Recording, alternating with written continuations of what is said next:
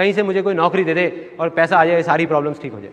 तो STD PCO की shop भी बंद हो गई। उसके बाद मैं कई जगह इंटरव्यूज़ के लिए गया, हर जगह फेल होता चला गया, कुछ समझ नहीं आ रहा था क्या होगा। अब मेरी लाइफ का टर्निंग पॉइंट आया। मैं एक सेमिनार में गया जो एक मल्टी लेवल मार्केटिंग कंपनी का सेमिनार था। अब मेरी एज उस टाइम पे 18 साल थी। मैं सच बताऊं 3 घंटे का सेमिनार था, मुझे कुछ समझ नहीं आया, सब कुछ मेरे ऊपर से निकल गया। और मुझे एग्जैक्ट याद है आज भी कि मैं कहां बैठा था। आगे से एक ऑडिटोरियम था और मैं यहां से तीसरी सीट पे बैठा हुआ था। मैं देख रहा था और इस जगह पे एक 21 साल का लड़का खड़ा हुआ था। जब तक वो बोलता रहा मेरे दिमाग में कुछ नहीं घुसा, सब ऊपर से निकल गया।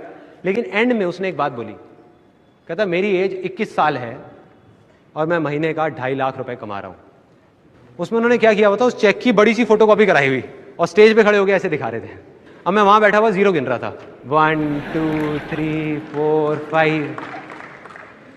मेरे दिमाग में आ रहा था, मैंने कहा ये तो सच में कमा रहा है 2.5 लाख रुपए महीने का। मेरे तोते उड़ गए, दिमाग फट गया मेरा।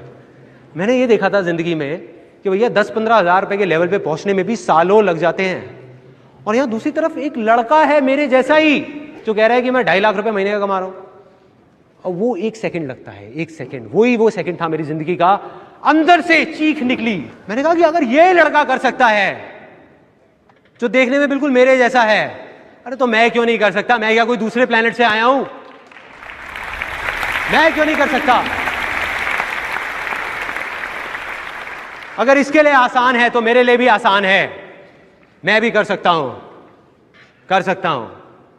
और जैसे ये 2 वर्ड्स आए मेरी लाइफ में, जैसे ही अंदर तक मैंने मान लिया कि सब कुछ आसान है, तो मेरे अंदर चेंजेस आने शुरू हो गए।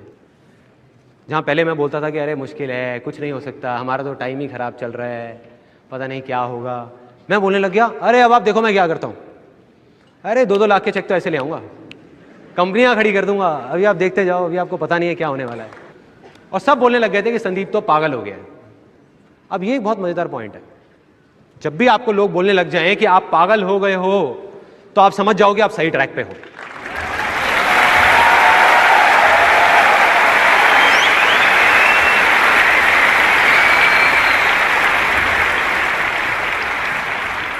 थोड़ा सा तो पागल होना पड़ेगा।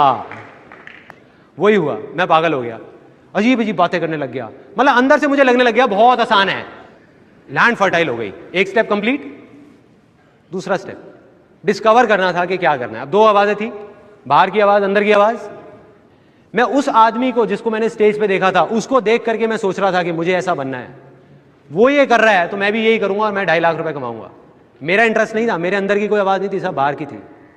तो मैं वहां 20-25 लोगों को लेकर के गया उस कंपनी में, एक ने भी ज्वाइन नहीं किया। और जिनको लेकर के जाता था वो मेरा और ज्यादा मजाक उड़ाते थे कि भाई कहाँ लेके गया था तू, और कहते थे तेरा 2.5 लाख का चेक आएगा, उसमें थोड़ा हमें भी दे दियो। तो मतलब मैं फेल हो गया बुरे तरीके से। 2 वजह थी उस फेलियर की, एक ये कि वो मेरे अंदर की आवाज नहीं थी, दूसरी ये कि मैं शेयरिंग नहीं समझ पाया था। मैं वहां लोगों को उनके फायदे के लिए नहीं लेके जा रहा था, अपने फायदे के लिए लेके जा रहा था। मन में क्या था, एक 18 साल के लड़के के, मुझे अपनी फैमिली की प्रॉब्लम सॉल्व करनी है। भाड़ में गए ये लोग, तो मैं लोगों को बेवकूफ नहीं बना पाया। तो अब ये जो मैं फेल हुआ, वो मेरी अच्छी किस्मत थी या बुरी किस्मत? बुरी है, अच्छी कैसे हुई? उस टाइम के हिसाब से तो बुरी किस्मत है ना। लेकिन यही बेवकूफी है, क्योंकि बुरा तो कुछ है ही नहीं इस दुनिया में, क्योंकि जो होता है अच्छे के लिए होता है।